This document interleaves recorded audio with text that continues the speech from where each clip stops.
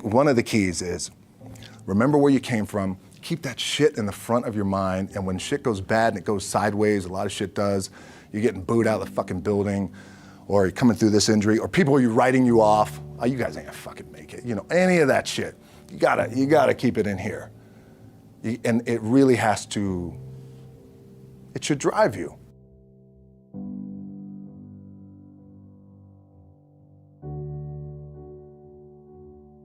This idea and this notion that you could be anything you want, and you can accomplish anything you want, right? We hear that. You've heard that from the time you were little boys. You hear that now. You're already incredibly accomplished. You can win an NBA championship, MVP of the league. You could become president. You could become governor. You could be in entertainment. You could do Charles, and you could do Shaq. You could do that. You could do whatever you want to do. You guys know that. The thing that has worked for me is to remember the hard times.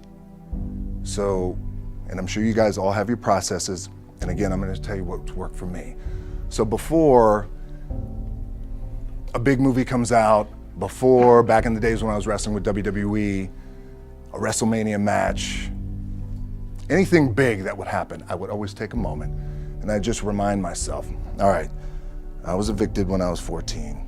We were kicked off the island. We couldn't live in Hawaii. Had no place to live.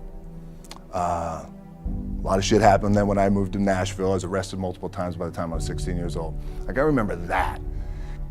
If I were playing on this team, which my skills are, what's that term? Oh, the shits.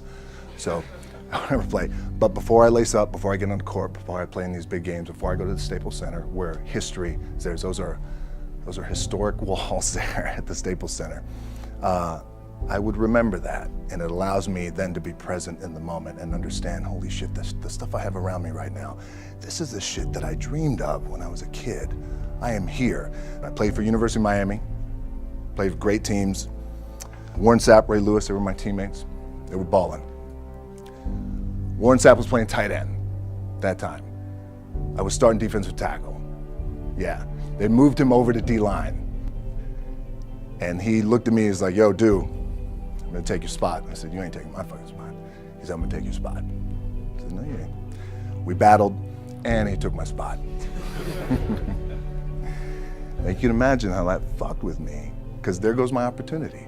He went in, switched to defensive tackle, lit the world on fire. Well, what that did, it crushed me, it crushed my dreams. I had a piss poor senior year, zero production, no NFL, no combine invite, nothing. Finally went to the CFL, Calgary Stampeders, making $250 a week Canadian.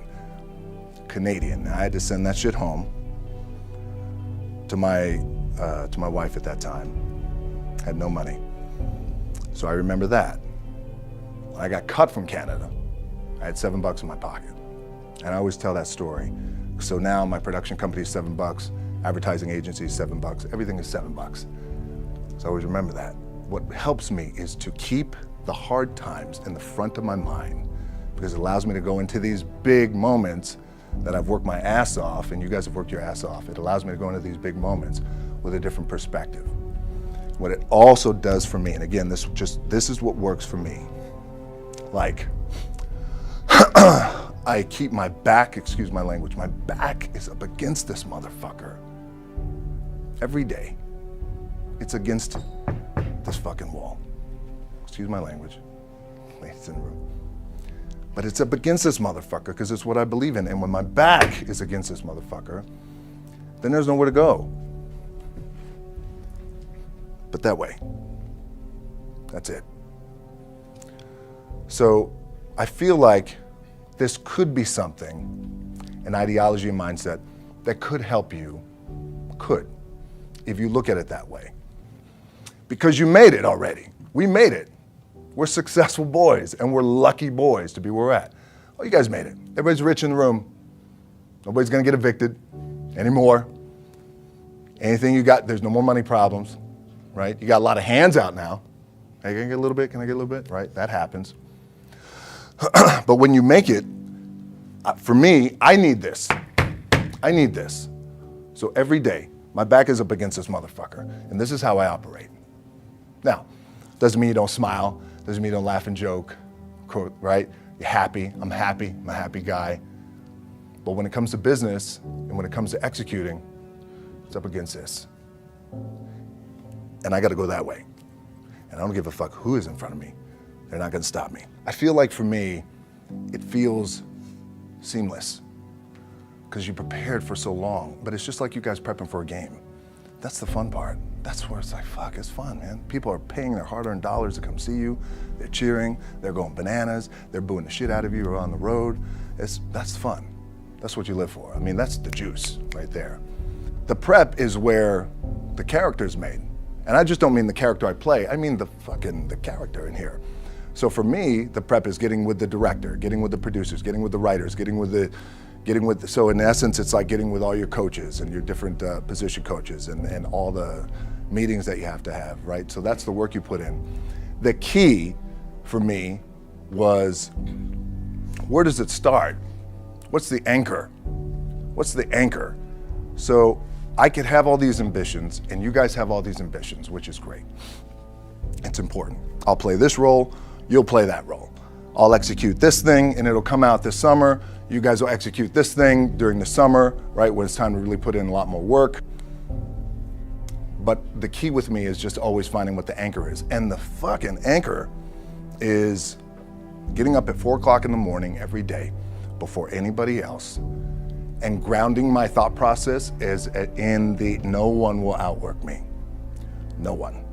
I love and I respect you guys. You motherfuckers won't outwork me. All starts with this.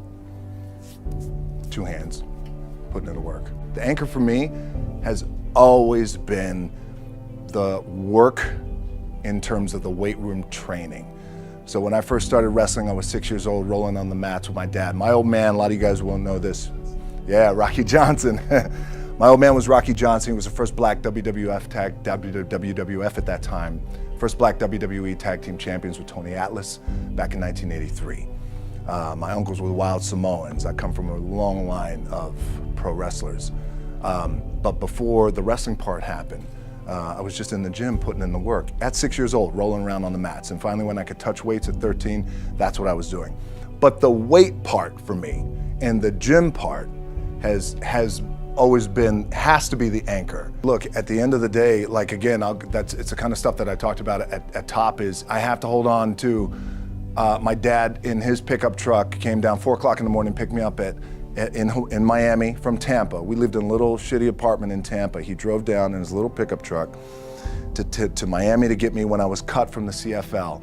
I was driving up I-75. I don't know if you guys are from Florida, any of you guys, if you know, I-75 is like, especially down in Florida, Alligator Alley. I'll never forget it. It's 4 o'clock in the morning. And I thought, well, fuck. I leave home like you guys left home. I'm ready to tackle the world, to get after it, achieve my dreams and goals. Fucking crushed by 22, 23 years old. Now I gotta move back in with my mom and dad. I played on great teams though. Wait a second, this is not supposed to be my future.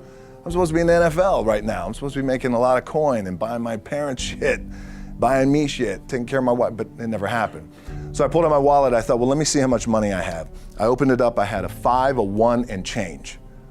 I'm not fucking around, and well, at least I rounded up to $7. But I thought, God, ain't this a bitch? I got $7 in my pocket. Where the fuck do I go now? What do I do? I can't go back to CFL, because the point comes where you hear that voice, the big run's over. Like, you're done, right? So I heard that voice. So as Coach was saying, man, I hold on to that shit, I'm telling you. My back is up against this motherfucker. We laugh, we joke, we have a good time. Press is always fun to do. Sometimes you gotta make it fun. That's another thing. You gotta do your best to make press fun if you can. But my back is still up against this motherfucker. I do not forget it. What this also helps me do, and again, it works for me, is at some point, you gotta be fucking tired of not being number one. You have to be, and you gotta fucking play angry, and I play angry. Now, I'm cool and calm with my approach, and when I step out on my field, which is a set, or, you know, like, there's some, and you're always gonna have haters, and haters are like, well, God damn, man, how many movies are you gonna make, or how much shit are you gonna do? Like, you do a lot of shit. I say, yes, it's my ambition. Of course, why not? I could do it. Yeah, I love what I do. And not only that, but in what world do we not work every day? doesn't mean, it's just like you guys in the off season. You gotta work every fucking day. It doesn't end. My back is up against this thing, you know, and I started to play angry, by the way, and I still play angry. My last match, Brock Lesnar, transitioned, and I realized if I had to be great at something, I wanted to be great in this world of Hollywood and movie making and producing and entertainment, I had to commit, and like you guys have to commit. Obviously, you commit to something, commit to the goal. So I quietly retired. 2 years later, I thought, what the fuck did I do with my career? Because my movies were not doing well. I was written off. I was like, it was around 2006, 2007. I was like, God damn. I left, I pulled a Jim Brown. I left when I was on top, like #1 in the wrestling business, and I left. It was a ballsy, gutsy, some call it stupid move, but I had to commit and I had to follow what was in my gut. And at that time, I'll share this with you guys, and Will Smith is my boy, and I sat down at that time with the agency I was with, and they said, what do you want to accomplish? I said, I want to accomplish the world. I want the world, and I want Will Smith's career, and I said, and I mean this respectfully because I know he's here at this agency with us, I want to do it bigger and better. And they looked at me like I had 3 fucking heads, and they were like, okay. But I still stayed focused, and I still had these, still put in the hard work with my 2 hands, and that's it. And that's what it comes down to with you guys too. One of the keys is, remember where you came from, keep that shit in the front of your mind, and when shit goes bad and it goes sideways, a lot of shit does, you're getting booed out of the fucking building, or you're coming through this injury, or people are writing you off, oh, you guys ain't gonna fucking make it, you know, any of that shit. You gotta keep it in here. And it really has to, it should drive you.